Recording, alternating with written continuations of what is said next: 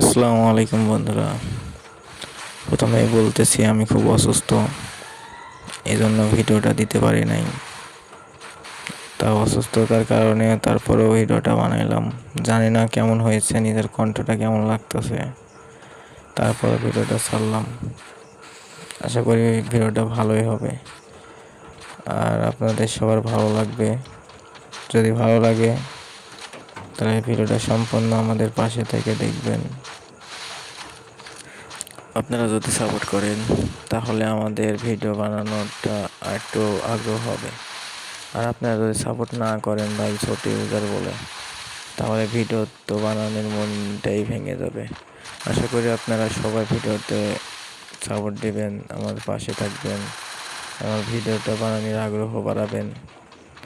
এইটাই আপনার কাছে কামনা ভাই, আপনাদের কাছে।